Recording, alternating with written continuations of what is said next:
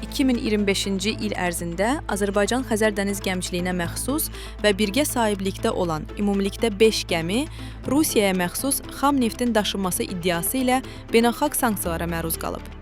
Müstəqil.az APA Economics'e istinadən xəbər verir ki, sözü gedən gəmilərdən ikisi birbaşa Azərbaycan-Xəzər dəniz gəmiçiliyinə məxsusdur.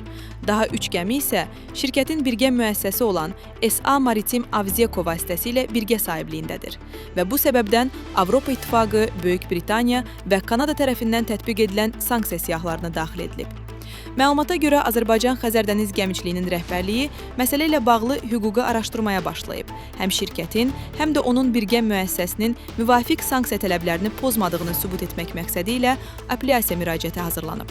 Hələlik apellyasiya prosesinin nəticəsi və vaxt çərçivəsi qeyri-müəyyən olaraq qalır. Bildirilir ki, sanksiyalar Azərbaycan-Xəzər dəniz gəmiçiliyi və birgə müəssisəsinin gələcək əməliyyatlarına və maliyyə vəziyyətinə əhəmiyyətli təsir edə bilər. Əlavə olunub ki, Azərbaycan-Xəzər dəniz gəmiçiliyi vəziyyəti ciddi nəzarətdə saxlayır və prosesin gedişatından asılı olaraq müvafiq tədbirlər görüləcək.